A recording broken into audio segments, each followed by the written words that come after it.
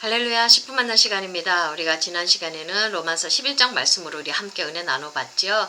말씀 잠깐 요약하면요. 이스라엘 백성들이 지금은 버림을 받았지만 이방인의 충만한 수가 차게 되면 이스라엘 백성들도 다시 구원을 얻게 될 것이다. 하나님은 남은 자를 이렇게 두었다. 이렇게 설명하시면서요. 지금은 그 기나긴 하나님의 구원의 역사와 섭리 이해할 수 없지만 이방인을 향해서 복음을 전해야 되기 때문에 나는 이방인의 사도로 복음 전한다는 우리 사도 바울 선생님의 설명이 잘 나와 있었고요. 오늘부터는 이제 로마서 12장 본격적으로 우리가 공동체 안에서 이 세상 속에서 우리가 어떻게 살아야 되는지에 대해서 강론적인 부분들 잘 설명해 주고 계시거든요. 로마서 12장 보면 로마서 1장에서 2절까지는 어떻게 우리가 이제 하나님께 영적 예배 드리면서 새로운 마음을 갖게 되고 그렇게 되면서 이제 그 다음 절부터는 우리가 구체적으로 어떻게 살아야 되는지에 대해서 잘 설명해 주고 있는데 저는 로마서 12장 1절 2절이요. 우리가 어떤 생활을 하기 위해서 그 새로운 마음을 가져야지만이 우리가 하나님의 말씀대로 믿음대로 살 수가 있지요. 그렇다면 우리가 어떻게 새로운 마음을 가질 수가 있는가에 대해서 원칙적인 것 먼저 설명해 주고요. 그 다음에 강론적인 부분으로 이렇게 들어간다고 저는 보고 있거든요. 그러면 먼저 로마서 12장 1절 2절부터 한번 읽어보도록 하겠습니다. 그러므로 형제들아 내가 하나님의 모든 자비하심으로 너희를 권하노니 너희 몸을 하나님이 기뻐하시는 거룩한 산제물로 드리라. 이는 너희가 드릴 영적 예배니라. 너희는 이 세대를 본받지 말고 오직 마음을 새롭게 함으로 변화를 받아 하나님의 선하시고 기뻐하시고 온전하신 뜻이 무엇인지 분별하도록 하라. 이렇게 말씀하고 계셨죠. 자, 우리가 새로운 마음으로 하나님의 뜻을 기뻐하면서 이 세상 물결대로 살아가는 것이 아니라 하나님의 뜻대로 우리가 이 세상을 살아야 되는데 이 새로운 마음을 우리가 어떻게 갖느냐 그 문제입니다. 새로운 마음 누구나 갖고 싶지요. 저도 마찬가지입니다. 이 마음이 세상살이에 쪄들어서 날마다 혼탁해지고 날마다 이 마음이 둔해지고 악해지고 괴롭고 피곤한데 이 생명력 넘치는 이 새 마음 날마다 저도 갖고 싶거든요. 그래서 매일 보는 사람들 날마다 이뻐하고 사랑하면서 관계를 잘 맺고 싶은데 이 매일 보는 사람들이 나를 화나게 만들고 힘들게 하고 지치게 하지 않습니까? 어떤 때 정말 꼴보기 싫거든요. 자, 그럴 때 가만히 있어도 이 새로운 마음이 주어져서 저 사람이 이뻐지고 사랑해지면 우리 관계가 부드러워지면 세상 살아갈 맛 나지 않겠습니까? 자, 이 새로운 마음을 어떻게 얻을 수 있냐는 겁니다. 이 세상을 이길 수 있는, 잘 살아나갈 수 있는 이 마음을요. 자, 여기 바로 12장 1절의 설명이 나와 있습니다.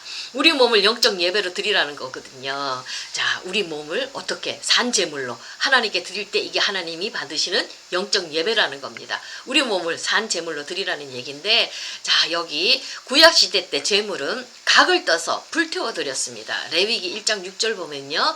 그는 또 그 번제물에 가죽을 벗기고 각을 뜰 것이요. 포를 뜬다는 얘기예요. 다리는 다리대로, 손은 손대로, 머리는 머리대로, 앞다리 뒷다리 이렇게 다 포를 떠서 각을 뜬다는 말은 풀을 뜬다는 말이거든요. 그런 다음에 어떻게 하냐면 레위기 6장 12절 보면요.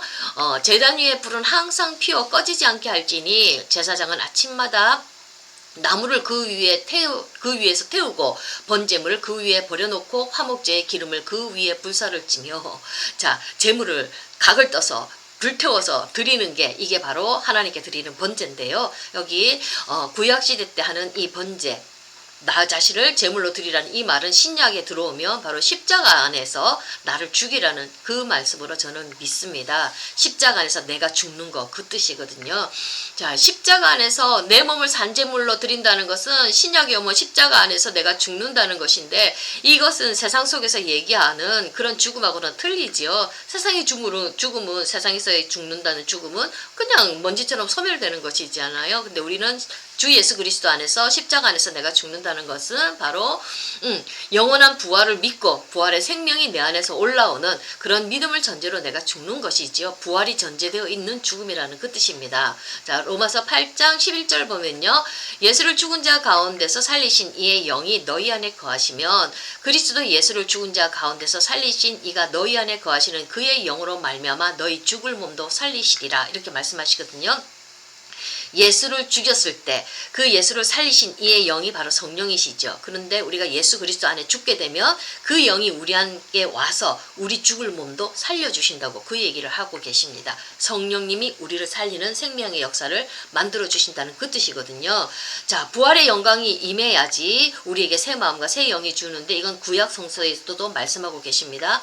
에스겔서 36장 26절 보면요. 또 새 영을 너희 속에 두고 새 마음을 너희에게 주되 너희 육신에서 굳은 마음을 제거하고 부드러운 마음을 줄 것이며. 자, 이렇게 말씀해 주고 계시죠. 성령이 임할 때 새 영은 바로 성령입니다. 그 영이 우리 안에 오면 새 마음을 우리에게 주신다고 했습니다. 그러면서 어떻게 해요? 굳은 마음. 미워하고 시기하고 질투하고 지치고 고나고 짜증나는 악한 그 마음들 다 하나님을 거역하는 그 모든 마음들은 제거하고 새로운 마음, 부드러운 마음을 우리에게 주셔서 우리에게 하나님의 뜻을 행하면서 새롭게 살 수 있는 그런 새로운 삶을 우리에게 펼쳐 보여주신다고 말씀해 주고 계시죠. 자, 내가 예수 그리스도 안에 죽을 때 성령이 임하시면 우리 안에 이런 역사를 펼쳐주신다는 겁니다. 그러니까 우리가 성령과 더불어 함께 할 때 우리가 이런 역사를 이루어 나갈 수 있다고 성경은 가르쳐주고 있지요.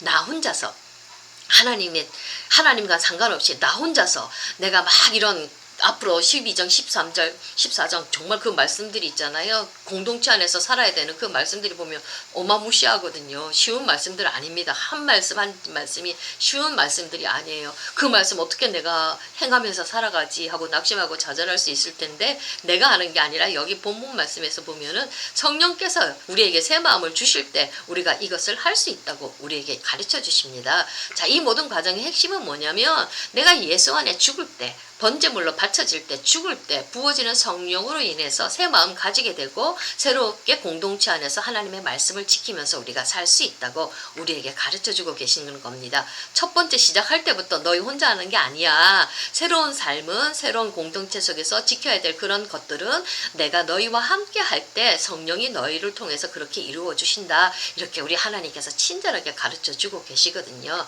자, 그렇다면 우리가 이제 예수 안에서 죽고 성령과 더불어 새 마음 얻어서 우리는 또 살아나가야 되는데 하나님이 우리 각자에게 신약 시대 때 새로운 은혜 시대 때는 어떻게 살도록 가르쳐 주셨는지 우리 말씀도 배워야 되지 않겠습니까? 자, 어떻게 공동체 안에서 살아가야 되나 이렇게 그 하반절부터 쭉 나와 있는데 그것마저도 있잖아요. 하나님은 또 원칙적인 설명을 하나 더 해주십니다. 그게 어디에서 나와 있느냐면요. 3절입니다. 내게 주신 은혜로 말미암아 너희 각 사람에게 말하노니 마땅히 생각할 그 이상의 생각을 품지 말고 오직 하나님께서 각 사람에게 나누어 주신 믿음의 분량대로 지혜롭게 생각하라고 얘기했습니다. 믿음도 분량이 있다는 얘기입니다.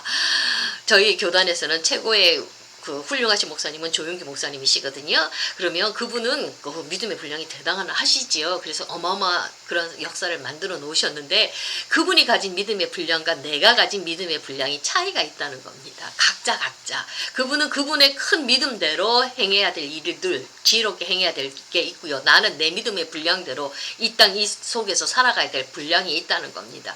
내가 뱁새가 황새 따라갈 수는 없지요. 자, 각자 믿음의 분량을 알고 살아가야 된다는 그 말씀을 우리에게 하시고 있거든요. 이건 너무나 중요합니다.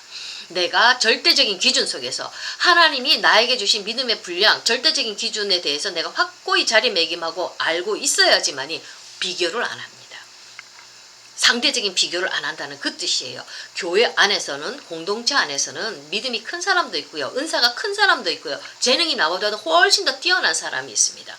그런 사람 보면서 내가 나보다 많이 가졌고 저 사람은 나보다 크고 나는 못 가졌고 나는 없고 열등하다는 그 열등 비교식 속에서 열등감 가지면요. 시기심과 질투가 판을 치게 되면서 공동체가 와야 됩니다. 내 자신도 불행하고요. 타인도 불행하게 만들거든요. 그래서 첫 번째 원칙대로 원칙을 뭐라고 가르쳐 주시냐면 각 사람마다 믿음의 분량이 있으니까 그 믿음의 분량대로 너희들 지혜롭게 생각하면서 지혜롭게 행해라고 우리에게 가르쳐 주시고 있거든요. 그러면서 교회 안에서 각자들 섬기는 사람들 있고 은사를 따라서 위로하는 사람도 있고 그런 여러 가지 각자 은사대로 너희들 지혜롭게 섬겨야 된다. 이렇게 사도 바울이 우리에게 설명해 주고 있거든요. 자, 내 자신의 믿음의 분량을 정확하게 알고 내 위치를 잡는 거 너무나 중요하다고 저는 생각합니다. 자, 그렇게 할 때 내가 중심을 잃지 않게 되고요. 타인을 배려하는 삶을 살 수 있게 됩니다. 내가 내 자신을 알 때 우리가 타인을 배려하거든요. 자, 새 마음 가지고 여기 본문 말씀 속에서 나오는 말씀들 쉬운 말씀 하나도 없습니다. 정말로 어떤 말씀이냐면 박해하는 자 축복하고요. 그 다음에 악을 악으로 갚지 않고요.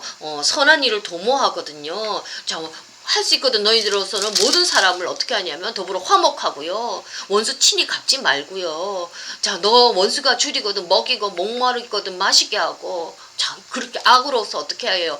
악에게 지지 말고 악을 선으로서 악을 이기라고 이렇게 말씀해 주시는데 한 말씀이 쉬운 말씀이 아닙니다. 내 힘으로 할 때는 이 말씀 한 절도 우리는 행하기가 어렵습니다. 그러나 성령이 나와 함께 하시고 내 자신의 믿음의 분량을 정확하게 알면서 내가 그 성령에 함께 해주시는 그 새 마음을 가지고 할 때는 우리가 이런 것들이 다 우리가 능히 감당할 수 있도록 우리 성령님께서 도와주실 줄로 믿습니다.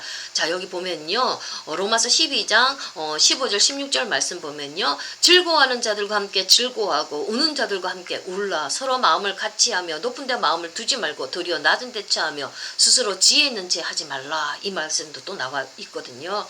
자, 즐거워하는 자들과 즐거워하는 거. 쉬운 거 아닙니다. 사촌이 땅을 사면 배 아픈 게 사람 마음입니다. 자, 근데 어떻게 해요? 즐거워하는 자, 행복하는 자, 기쁜 자들, 그런 사람들과 함께 즐거워하라고 했습니다. 정말로 함께 손뼉치면서 야, 잘됐다. 너 정말로 기쁘겠다. 좋겠다. 막 같이 즐거워해주고 함께 즐거움에 참여하는 거. 이거 보통 넓은 마음이 가지 않고서는 힘듭니다. 근데 우리 성령님이 새 마음 줄 때 이게 가능하다고. 우리가 즐거워하는 자들과 함께 즐거워할 수 있는 너그럽고 관용하는 마음을 우리가 가질 수가 있다고 우리에게 가르쳐 주고요. 우는 자들과 함께 우는 거예요. 슬퍼하고 낙심하고 절망하고 고통하고 애타게 울는 사람들 마음이 찢어지고 아프지 않습니까? 우리 그 고통의 자리, 아픔의 자리에 가는 거 참 부담스러워요. 내 마음도 아프거든요. 고통이 전이가 되니까. 그러니까 우리들 피하려고 하지요. 그 괴로움의 자리에 가지 않으려고 하거든요.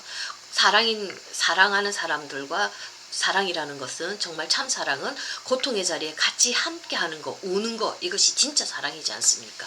근데 이렇게 이런 것도 우리가 힘들어서 마음으로는 피하려고 하는데 이렇게 같이 가서 함께 우는 마음을 나눌 수 있는 것도 성령이 우리에게 새 마음을 주실 때 우리가 이런 것들을 넉넉히 하게 될 줄로 믿습니다. 자, 마음 있잖아요. 높은 데 마음도 두지 말고요. 우리 자꾸 높은 데 마음도 두지 않습니까? 높은 자리 가고 싶어 하고 막 그러지 않습니까? 근데 스스로 낮은 자리에 처하고 스스로 지혜 있는 채 하지 않고 겸손을 미덕을 배우는 이 모든 것들요. 자, 한 구절 한 구절이 쉬운 구절이 아닙니다. 형제를 사랑하고 먼저 우애하고 존경하기를 먼저 하고 험담하고 미워하고 깎아내리려고 하는 세상이지 않습니까? 요즘 정치인들 지금 보수와 진보가 나뉘어서 지금 서로 어떡합니까? 서로 깎아내리지 않습니까? 서로 잘못했다고 비난하긴 하는데, 자, 이런 것들이 인간의 모습이지 않습니까? 근데 우리 하나님 말씀 가르쳐 주시는 건 어떻게 해야 돼요? 그런 것들 서로 높이고 존경하고 내가 먼저 존경하고 이런 타인을 향한 이 모든 말씀들이 보면 타인을 배려하고 타인을 존중하는 그런 삶의 모습들이거든요. 자, 이렇게 할 수 있는 것이 우리가 주 성령이 우리에게 오셔서 우리에게 새 마음을 주실 때 우리가 이런 것들을 할 수 있다고 우리 사도 바울 선생님은 친절하게 가르쳐주고 계십니다. 먼저 뭐부터 받으라고요? 성령 받으라고. 그리고 어떻게 그 성령 받기 위해서는 예수 그리스도 안에 너는 죽고 예수 그리스도 안에서 살리는 그 성령이 너한테 임하면 우리가 이런 것들을 할 수 있다고, 성령과 더불어 해나갈 수 있다고, 새로운 것들을 만들어 나갈 수 있다고, 새로운 공동체를 세워나갈 수 있다고 너무나도 친절하게 가르쳐 주시지 않습니까? 자, 그러니까 우리가 할 수 있는 거는 먼저 우리가 해야 될 건 뭡니까? 십자가 앞에서 나를 거룩한 산제물로 드리는 거. 우리가 드리는 이 영적 예배가 먼저 있을 때 나머지 것은 하나님의 은혜 속에서 우리가 다 행하게 될 줄로 믿습니다. 감사합니다.